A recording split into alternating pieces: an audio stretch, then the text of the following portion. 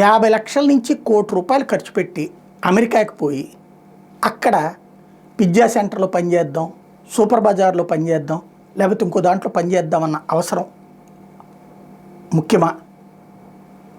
అది ఆ పద్ధతి అవసరమా? ఇప్పుడు వాళ్ళ చేత చీత్కారాలకు గురవుతున్న సందర్భంలోనన్నా ఆలోచించాలి. చేతులకి బేడీలు వేయించుకుని నేరస్తుల్లాగా వెనక్కి వస్తున్న రోజుల్లోనన్నా ఆలోచించాలి.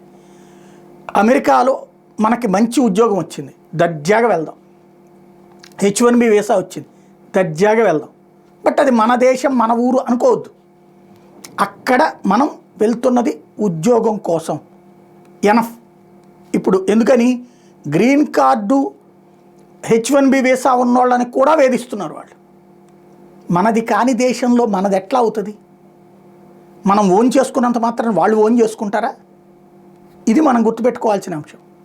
ఈ లక్షల రూపాయలు వాళ్ళకి తగలేసే బదులు, సరే మంచి ఉద్యోగం వస్తే నో ప్రాబ్లం, అక్కడ ఏ సాఫ్ట్వేర్ కంపెనీలో వచ్చిందా, ఏ సైంటిస్ట్గా వచ్చిందా, ఏ డాక్టర్గా వచ్చిందా, ఏ నర్సుగా వచ్చిందో, అక్కడ మంచి డాలర్లో జీతం వస్తుంది, హ్యాపీగా తీసుకుందాం, పని చేసుకుందాం. కానీ ఇక్కడ జరుగుతున్నటువంటి పని ఏంటది? 100కి 60 నుంచి 70 మంది చేస్తున్న పని ఏంటయ్యా అంటే, అక్కడికి వెళ్ళి వాళ్ళ దగ్గర ఉన్నటువంటి వర్కర్లు చేసే పని, ఆ పనిని మన వాళ్ళు చేస్తున్నారు. ఆ ఉపాధి అవకాశాలు తమకు కోల్పోతున్నామనినే కదా అమెరికాలో గొడవపడి ఇప్పుడు ట్రంప్ని గెలిపించింది.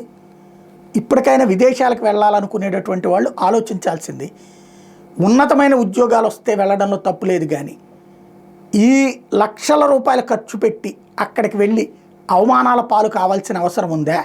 కొన్నాళ్ళు పోయిన తర్వాత వెనక్కి వస్తున్నారు. ఇదేది మీడియా, సోషల్ మీడియాలో ఉన్నటువంటి ఓవర్ పబ్లిసిటీ స్టంట్ని చూసేసి నిజం అనుకుని అక్కడికి వెళ్ళిపోయి అంతా ఖర్చు అయిపోయిన తర్వాత వెనక్కి వచ్చి ఇక్కడ బాధపడాల్సిన అవసరం ఏంటి? లేదా అక్కడ నానా తిప్పలు పడాల్సినటువంటి అవసరం ఏంటి? ఫర్ ఎగ్జాంపుల్, ఒక వ్యక్తి ఒక 50 లక్షల రూపాయలు, ₹1,00,00,000 ఖర్చు పెట్టుకుని అక్కడికి వెళ్ళి ఈ పనులు చేస్తారు. ఆ 50 లక్షలు కోటి పెడితే ఇక్కడ కనీసం తలకొక 10 లక్షల రూపాయలు చొప్పున పెట్టుబడి పెట్టి 10 మందితో వ్యాపారాలు చేస్తే, అందులో పార్ట్నర్షిప్ తీసుకుంటే ఎంత లాభం మిగులుతుంది? దర్జాగా 5 వ్యాపారాలకి ఓనర్ అవుతాం, లేదా దాంట్లో పార్ట్నర్ అవుతాం. లేదా మనమే ఒక షాప్ పెట్టుకుంటే దాంట్లో నుంచి 10 మందిని మనం పని వాళ్ళ కింద పెట్టుకోవచ్చు. అలాంటిది మనం వెళ్ళి పని వాళ్ళకి ఎందుకు చేయాలా? లేదు, ₹1,00,00,000 మన దగ్గర ఉంది, అక్కడ ఖర్చు పెట్టుకుని వెళ్తున్నాం. ఆ ₹1,00,00,000 పెట్టి 10 ఎకరాల పొలం తీసుకోండి, మనుషులు పెట్టి దున్నించండి, శుభ్రంగా చేయించండి, దాని మీద వచ్చే ఆదాయం దర్జాగా చేసుకోవచ్చు. ఇవాళ రోజున రకరకాలు కూరల, పండ్ల, బోలెడన్ని రకాలు వ్యవస్థ ఉంది.